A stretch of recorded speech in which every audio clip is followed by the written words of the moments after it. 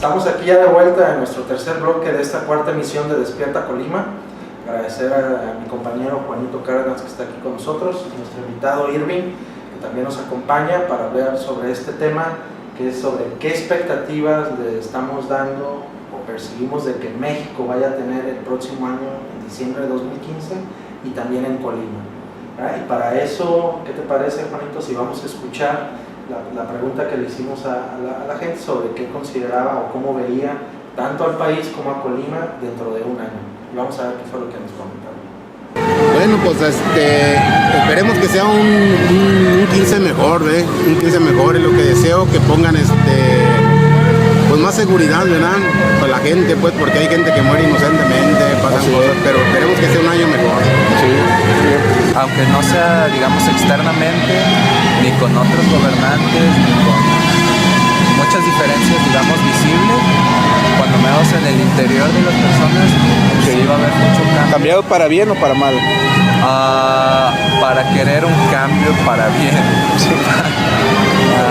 Porque hay muchas personas que están muy diferentes, cosas así, y que ya ante los sucesos recientes ya han buscado despertar o informarse, cosas así. Así es. Y pues mínimamente eso ya es una ventaja, un gran cambio. Pues yo espero, no me lo imagino, espero que sea mejor que lo que estamos ahorita. Hoy pues así estamos viviendo en un país de mucha violencia, imagínate. Aquí al año pues ya a lo mejor ya ni vas a poder salir con seguridad a la calle con tanta violencia que hay. Sí. Caída libre. Peor, va a estar peor porque está la situación tan social, económica y política. Sí. Vamos a subir peor. Sí. Creo que más que nada en que renuncie el presidente, si es que lo hacen. Y no sé, pienso que estaríamos un poco mejor. O quizás no, quizás sí, quizás no. Por cómo actúa la gente. Quién sabe, hay muchos políticos, pero pienso que la mayor parte de los políticos están en la corrupción, más que nada.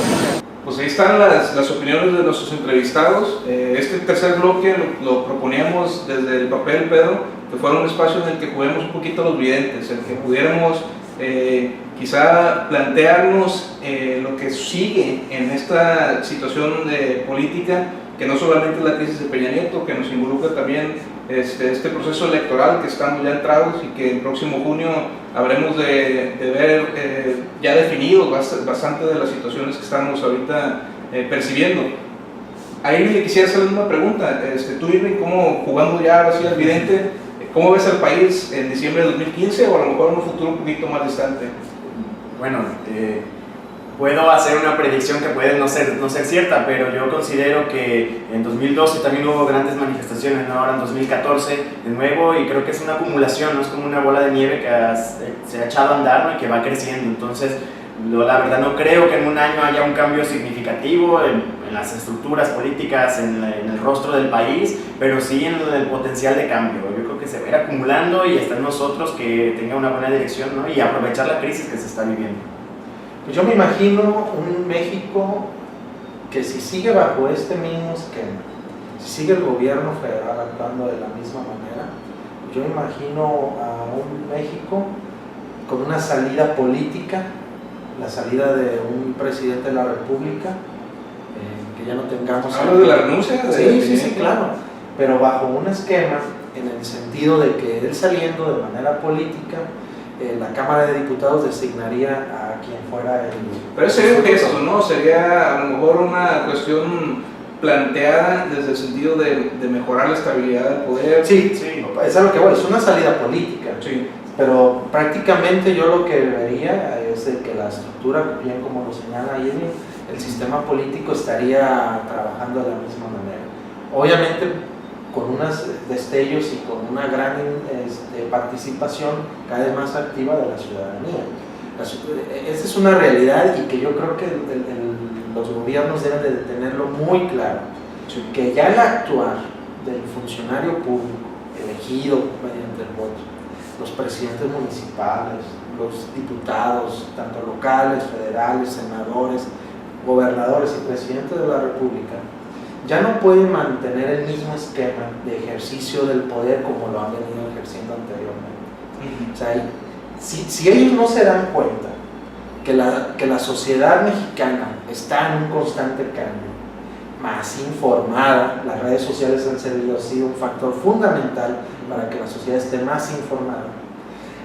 Si los gobiernos no actúan y cambian esa forma de ejercer el poder, sí estaríamos llegando a un punto más adelante, tal vez no el próximo año, pero muy cercano a que podamos encontrar una desestabilidad política. Hasta levantamientos armados, digo, ya en el sentido de desesperación. A lo mejor no necesita hacer un levantamiento armado, hay que ser. No, digo, no lo deseamos, sin embargo, es la posibilidad. Bueno, yo creo que diste en el clavo, Pedro, ya lo platicamos anteriormente. Es un punto de inflexión en el que, inclusive, la crisis que vive hoy en México a nivel político, a nivel social, hasta en lo económico ya hoy, se termina por ser el arrastre de bastantes sexenios, de muchos años, de hecho de la historia completa de nuestra nación en términos de política. Desde el origen ha sido un esquema, un sistema político que ha permitido los abusos del poder, que se ha llenado de corrupción, de impunidad, y que eso, la memoria de nuestra gente, la memoria de los mexicanos, pues es muy buena. Realmente, inclusive hoy, como decías, con las redes sociales, hay manera de revivir pasajes históricos, hay manera de volvernos a poner las pieles de nuestros héroes de independencia, de la revolución. Pero no te ves tan lejos, el caso más reciente de la Casa Blanca, de Angélica Rivera y Enrique Peña Nieto. Precisamente es un caso que, seamos honestos, esto hubiera pasado en otro país, el presidente ya hubiera renunciado. En la cárcel. Sí. O a lo mejor no en la cárcel, porque luego... Bueno, que es realmente donde debería. Donde debería estar. Si en ese país existiera el Estado sí, de Derecho, pero en cualquier otro país ya hubieran sido dimitidos de su puesto. En el momento en el que huelen esas transferencias bancarias, esas propiedades, se usa que dejas el poder, te escondes, huyes del país. ¿No? Digo, y hay ejemplos claros. Ahí está Silvio Berlusconi en Italia. Sí. Un problema de corrupción. Sí. Su salida de ser primer ministro de Italia nace sobre un problema de corrupción. Sí. Es un ejemplo claro de que sí existen esas circunstancias en otros países. Para aprovechar el tema, Pedro, porque sí hablamos ya bastante de la crisis y de hacia dónde pudieron tener escape realmente este gobierno federal en el sentido de lograr estabilidad nueva. Pero vamos al tema electoral. ¿Qué tanto podrá, que ya estamos 6 meses, poquito más, de estar enfrascados ya en una jornada electoral en la cual todo esto no tendrá el tiempo suficiente para quedar en el olvido? No quedará superado como lo pedía Enrique Peña Nieto. Y creo que en las urnas, ese día de la jornada electoral, volveremos a retomar esa revancha, esta situación de voto de castigo, inclusive plantea ya el organismo electoral encargado tanto local como federal un dispositivo pues mayor para atender cualquier situación que pueda en el momento significar una problemática. ¿Pero tú crees que se dé un voto de castigo? Bueno, yo haciendo la lectura de la realidad, creo que el abstencionismo crece, y yo creo que esta situación de crisis va a crecer, precisamente por lo que decía, ¿no? Los partidos políticos han sido rebasados y existe una fuerte tendencia autonomista dentro del movimiento, ¿no? y lo vivimos. Recién salió una encuesta que se hizo en el que le da el gane al PRI aquí en Colima, ¿no? Después tiene el PAN, después PRD, después Morena, después del Verde, ¿no? Y así siguen, ¿no? Pero en esa misma encuesta había una pregunta que decía, ¿por cuál partido no votarías nunca? Y ahí también lleva la bandera del PRI. Sí. Entonces, sí se habla de un despertar de la ciudadanía que yo no creo que alcance para una alternancia en 2015, pero que pues da la oportunidad de que fuerzas de oposición, pues incluso candidatos ciudadanos, digamos, también se levanten. Ahí está ya la apuesta. Irving le apuesta 10 varos al crecimiento del abstencionismo. Yo le apuesto otros 10 al voto de castigo. Creo que el voto de castigo y más el hecho de que hoy nuestra sociedad está un poco más conectada puede significar por ahí la situación en que se beneficie a lo que se piensa que es la oposición del PRI, que en realidad sabemos que es un sistema político entreamarrado por todos lados y que pudiera eso significar un número de votos significativos para el Partido de Acción Nacional. Yo así lo creo, Pedro, por lo que se vive en el ambiente. Digo, eso es mi apuesta. Yo creo que sí, les recomendaría a quienes nos están sintonizando, que vean nuestra emisión anterior, la tercera, donde hablábamos sobre los partidos políticos, donde abundábamos más cuál era la situación sobre el... ¿Cuál es tu propuesta electoral? No te vayas a... Sí, lo que pasa es que yo quiero dejar muy en claro, o sea, y lo vuelvo a decir como lo decía en la emisión 3 de nuestro programa Despierta Colima, el próximo proceso electoral no va a ser una cuestión de partidos políticos, sino de los candidatos. Y vamos a ese punto, o sea, ¿quién va a ser el candidato? ¿Cuál candidato va a proponer el PRI? ¿Cuál el PAN? ¿Cuál el PRD? ¿Cuál el PT? Si hay alianza, lo que haya. Aquí la cuestión es de que vamos a ver figuras. La gente, la población, en su mayoría, ejerce su voto mediante la persona, no por el partido político. Entonces, aquí va a poder verse que si el PRI pone como candidato a una persona que es amante de lo ajeno, que tiene un antecedente de corrupción y toda una serie de tropelías, pues obviamente la gente no va a votar por él. O sea, no va a existir totalmente una Yo persona. difiero, porque el PRI tiene el corporativismo, Sí, entonces... hablamos de voto duro, hablamos de la sección. Yo lo que creo, Pedro, es en el sentido de... No, sí, y es una idea clara que ya lo habías expuesto, de que la gente finalmente va a votar por el menos peor. Eso era el... Irving, tú mismo ahorita lo dijiste. En esa encuesta, ¿cuánta gente era de la abstención? De que no decidía con cuál partido iba a votar. Era la mayoría de los que decían que... Sí, bueno, la última elección en Colima fue el 65% más o menos. No, pero a ver, me voy a la encuesta. Si tú ahorita preguntas en cualquier encuesta que han sacado, ¿por cuál partido votarías? O te dicen, vamos a poner el 20, el PRI, el 10, el PAN, el 5, el... Bueno, lo que le pongas, el que pone la pregunta no sé o la respuesta no sé, es mucho más alta que todos. Sí. ¿Por qué? Sí. Porque el voto duro que refiere el corporativista, o sea, no es el grosor de la votación. Sí, sin embargo, ese voto no yo creo que las condiciones y como lo analizas, eso sería bastante obvio para una elección en otro momento, en otro esquema, a lo mejor de la realidad que vivimos. Sí. Todo este revuelo, todas estas marchas, Pedro, yo tengo así la certeza, pues tengo mis 10 lados están en la mesa, a que el abstencionismo se disminuye, porque va a haber gente más interesada en votar y en castigar, afectados por las reformas, afectados por situaciones que han ahorita significado para cada persona un motivo por el cual ir a manifestarte en la urna. Entonces yo aquí creo que sí, el candidato menos peor que tú nos referías en el bloque pasado. Pero vamos a suponer, ese voto de castigo, ¿cómo va a ser acaparado por algún partido político? Si vamos a suponer que el PAN y el PRD, vamos a ver una cuestión hipotética, pongan de sus candidatos a unas personas más corruptas que la que puso el candidato del PRI. Y la explicación... Yo te pregunto, ¿dónde va ese voto de castigo al PRI? ¿Se lo van a dar al PAN? La explicación está... Yo digo, sí, o sea, concuerdo contigo en el sentido de que la gente también va a ver al candidato. Yo digo que no es una clave que baste para leer lo que va a suceder. Yo creo que ahí tiene que ver, y yo, ojalá, o sea, yo no soy abstencionista, ¿no? Yo no abogo por el abstencionismo, ojalá no crezca. No, yo voy a votar. Bueno, pero no, eso no representa pues, la organización en la que me basa. No, es cuestión personal. Te preguntamos que yo estoy diciendo. No, sí, pero me refiero a preguntamos a Irving. Sí. No, yo no voy a anular mi voto, pero digo, yo creo que ahí tiene que ver la cuestión si se supera el abstencionismo, ¿no? Tiene que ver con el voto duro de los partidos que están en el poder, tendrá que ver también con la persona que esté ahí y tendrá que ver con los mecanismos de falsear las elecciones, porque no podemos obviar que el PRI es maestro de fraudes. Claro. Entonces, tiene que ver con hay varias situaciones que se incrustan en todo este mecanismo, porque también otra es... Nos lo ha demostrado cada una de las entrevistas que hemos hecho, Pedro, la desinformación.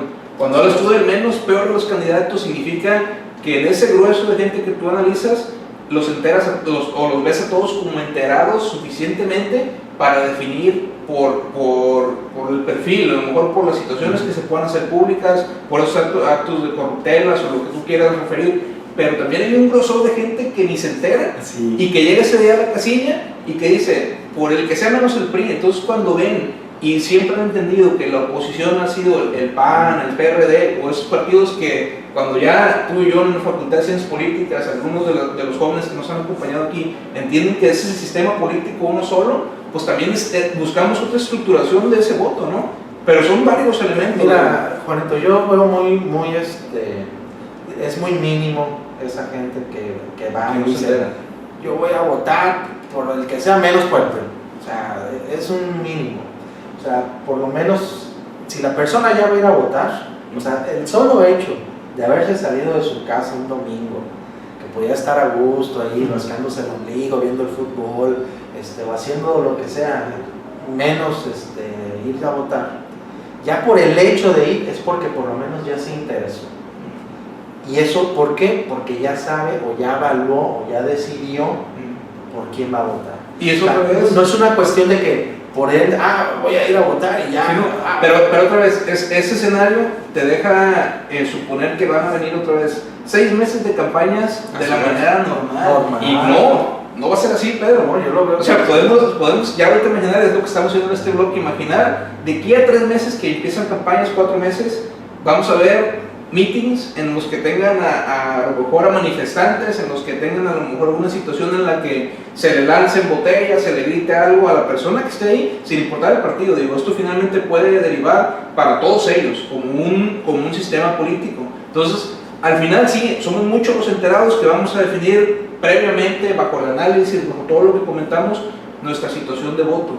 Pero todo este furor de las marchas, de lo que está pasando, inclusive hoy se suman los enfermeros, las enfermeras, no sabemos mañana quién no va a marcha, Pedro, pueda sumarse un voto de castigo. Claro, que van a hacer bajo estas circunstancias, pues los partidos políticos van a tratar de colocar a los candidatos que ellos consideren que puedan captar mayor cantidad de votos. Pues eso es lo que va a trabajar los partidos políticos, como ya lo explicaba anteriormente. Sí.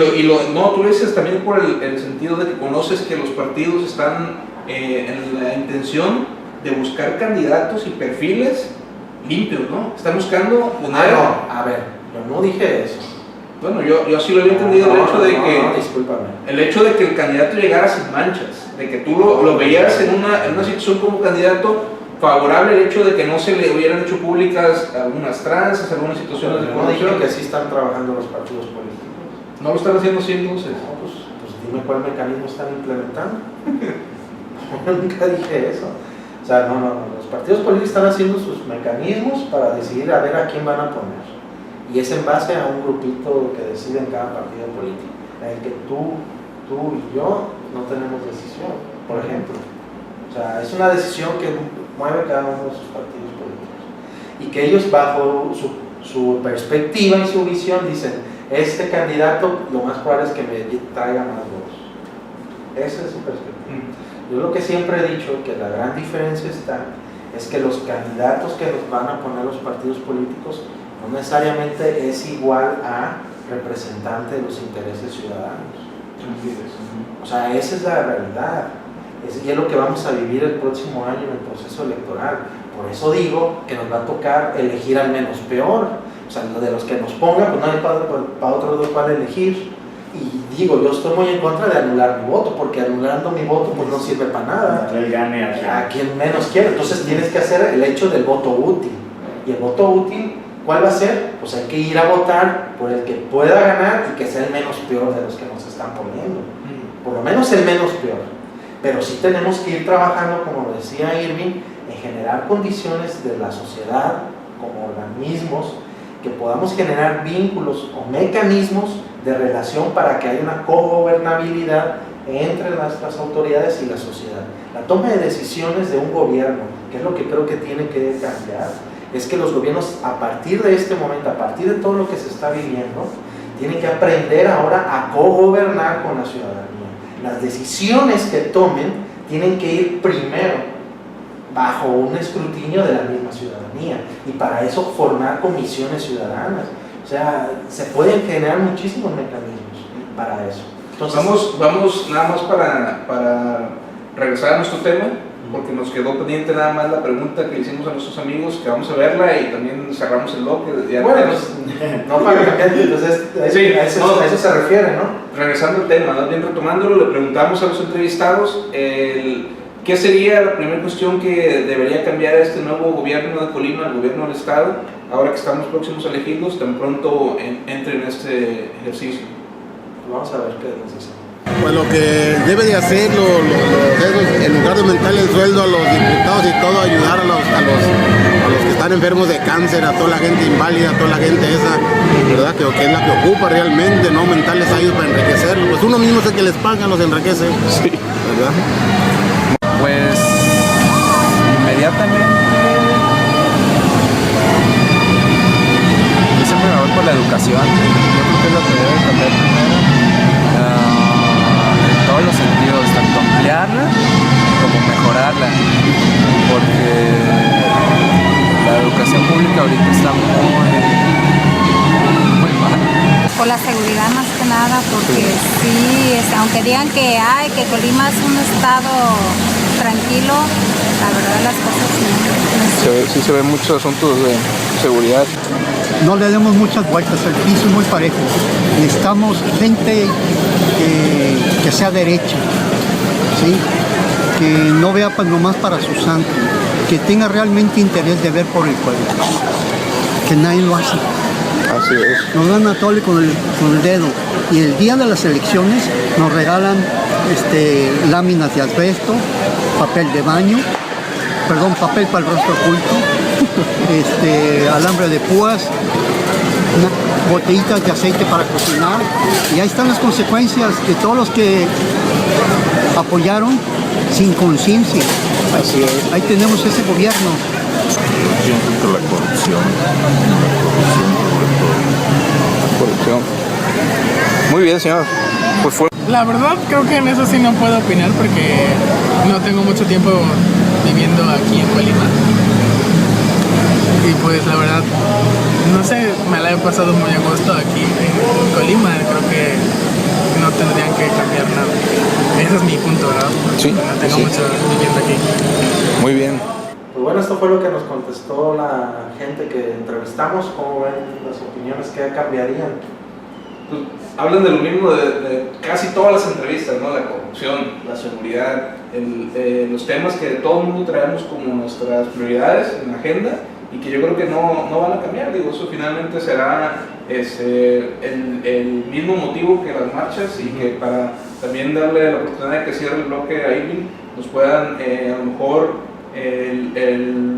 darnos una perspectiva hacia el futuro de qué es lo que va a hacer esta coordinadora estudiantil, este movimiento, respecto a un nuevo gobierno que entra. Digo, habrá la manera de que ustedes puedan abrirse de una forma participativa directamente con el gobierno. Digo, si hay un escenario, habrá una plataforma diferente desde un nuevo sexenio en el que quizás se consideren todas estas movilizaciones como parte de un esquema ciudadano. Bueno, hablando como el conjunto del movimiento social, no es lo que se esperaría, ¿no? Como bien dices, ¿no? Un cogobierno, y que se establezcan los mecanismos para que la ciudadanía haya una relación recíproca, ¿no? En realidad, como tendría que ser, o sea, al gobierno no se le da un cheque en blanco cada sexenio y cámbialo por lo que quieras, ¿no? Sino que tenemos que cambiar una mentalidad de una democracia participativa. Y yo hago también ahí la crítica a la ciudadanía en el sentido de que, bueno, podemos exigir mucho, hay que hacer esto, hay que hacer el otro, pero cuando llega el momento de participar, ¿saben qué? Me lavo las manos con el pretexto de que el gobierno siempre ha hecho lo que quiere, y precisamente siempre ha hecho lo que quiere porque nosotros nunca hemos participado. Entonces, el gobierno no nos va a otorgar nada, no es generoso y caritativo, toma, aquí está, ¿no? Se lo tenemos que exigir, tenemos que arrancar conquistas. Eso como movimiento social. Y como coordinadora estudiantil, aunque bueno, nuestra margen de acción es la universidad y queremos un cambio en nuestra universidad, eso no significa que nos abramos a lo que está sucediendo, ¿no? Y a lo mejor algo que sí nos va a tocar poner el ojo crítico es que la universidad no sea utilizada en 2015 como plataforma política, y que si se van a abrir espacios para la discusión de candidatos y de propuestas, que no sean nada más los del PRI. Digo el PRI porque sabemos que la Universidad de Colima ha privilegiado a ese partido, entonces que en realidad haya pluralidad de ideas, y yo creo que eso es lo que a nosotros nos correspondería como estudiantes. Bueno, eso lo intentamos en su momento. Y yo creo que sí todas las instituciones públicas tendrían que ser en ese sentido, o sea, tienen que ser abiertas a cualquier partido político y a cualquier organización social. Debe de abrirse el esquema para poder interactuar o participar en X o Y situación. Yo sí creo que, como bien ahí decía Irving, retomando lo que estábamos hablando hace poco, yo creo que la clave va a estar de que los gobiernos en su éxito va a estar en la cuestión en que tanto le den importancia a la participación de la ciudadanía en su toma de decisiones. Si es un gobierno que actúa bajo ese esquema, va a ser un gobierno exitoso. Y creo que las decisiones que toman nunca serán malas. ¿Por qué? Porque primero tiene que retomar el sentir de los ciudadanos para ejecutar esas acciones.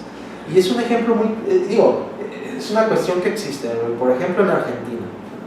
En Argentina existe un esquema de participación en el que un organismo de los ciudadanos decidieron formar una plataforma electrónica en el que le hacen saber a sus diputados cuáles son sus decisiones y su sentir para que lo ejecuten a la hora de votar en la Cámara de Diputados en su país. Y entonces los diputados bajo ese esquema es como están tomando las decisiones. ¿Verdad? O sea, de que se pueden crear, fíjate, ese es un ejemplo muy claro, ¿eh? ¿Sí? O sea, de que la misma ciudadanía... Es en el sentido que se tienen que construir mecanismos en la sociedad. Exactamente. Hay actividad suficiente para que de ese tipo o inclusive más efectivos. La cuestión, el problema radica cuando el mismo gobierno quiere formar esos mecanismos. Ahí es cuando es el problema. Sí, pero el problema es que lo hacen con términos electorales, que lo hacen nada más en esos momentos, sí, y que no es una intención que tan pronto han llegado, ellos vean como favorable el mantener a la ciudadanía. Un ejemplo claro es lo que acaba de anunciar, por decir, el secretario de gobierno, Rogelio Rueda, cuando formó un mecanismo, una plataforma 2050 de participación, y que ponga su opinión y que vamos a... O sea, tú te llamas la atención, le quedan a este gobierno estatal menos de un año. Menos de un año, y hasta este momento deciden hacer una plataforma para trabajar en cogobernabilidad con la ciudadanía. No, sabemos que aparece por una cuestión electoral. Y que hablamos de que gobiernos están atados a poderes fácticos, no hablemos de la televisión, hablemos del narcotráfico, de las grandes corporaciones que en realidad el guión para gobernar lo tienen, no necesitan preguntarnos, digamos, en su mentalidad. No hay ni siquiera cabida realmente para que el ciudadano... Es más, yo te reto que vayas simplemente como gobernado un día exigir tus derechos tal cual, o sea, los básicos, no opinar, no buscar ese tipo de esquemas, simplemente a pedir que te mejoren las condiciones de tu calle, de tu jardín. A veces hasta eso se dificulta, digo, tenemos que plantearnos nuevas maneras en cuanto a la participación ciudadana, sí, pero de una manera organizada, que el gobierno haya apertura y que los ciudadanos exista el interés, porque yo he trabajado cerca de ese tema y veo que a veces somos nosotros también gran parte del problema, que no los principales responsables. Exacto. Para cerrar este último bloque de nuestro programa, de nuestra cuarta emisión, Juanito, ¿cuál es la carta Santa Claus para el próximo gobernador? La carta Santa Claus, ¿no? Yo creo que es lo que estaba refiriendo en este momento, el hecho de que el gobierno sea empático con la ciudadanía, que sea un poco más sensible hacia las formas en que la gente está exigiendo justicia, está exigiendo que se haga la abolición de corrupción e impunidad, y todo esto tiene que ser un gobierno que esté desde el planteamiento abierto a esquemas nuevos, esquemas radicales que nunca han existido y que la misma gente, las movilizaciones, los sabrán de determinar. Estás pidiendo muchos deseos, nomás uno te va a dar Santa Claus. ¿Cuál? Un gobierno abierto a la ciudadanía. Irving, ¿qué le vas a pedir a Santa Claus? Un deseo lo vas a cumplir. Es uno que viene en dos partes, una ciudadanía más participativa y un gobierno más atado a la ciudadanía y a sus intereses. Bueno, pues yo lo único que le pido es que sea un buen gobernador. Con lo menos que no sea tan rata ni tan mendigo como el actual que tenemos. Aunque sea mejor que el que ahorita tenemos, ya sería una ganancia para nosotros los colimenses. Bien, pues se nos acabó el tiempo, Irving. Agradecerte, viejo. Gracias. Fue un placer tenerte por aquí y que nos hayas ilustrado sobre el movimiento y las causas que ustedes los han hecho llegar a las calles. Yo creo que nos sumamos en el apoyo a que México cambie. Eso ha sido también desde aquí, desde nuestro origen, el ofrecerles a ustedes una ventana, no solamente a los jóvenes, a los ciudadanos, a cualquier mexicano que tiene la necesidad de ser escuchado, ¿no, Pedro? Así es, y agradecerles a todos, sobre todo a ustedes que nos están sintonizando, que le hacen un clic ahí al canal de YouTube de i.com.mx. Muchas gracias por estarnos escuchando, nos motiva a ver cada vez más reproducciones de nuestro video. Y pues está abierto el espacio para que ustedes puedan venir a opinar aquí como lo hizo Irving. Cualquier persona puede venir a decir lo que quiera Ya ven, aquí está Juanito diciendo cualquier cosa, pues, ¿por qué usted no, verdad? No, Así es. Bien, compañero, aquí como siempre, agradecerles, su servidor Pedro Castillo, y pues estamos como siempre, Despierta Colima. Despierta Colima. Preguntarnos cómo le vamos a hacer si nos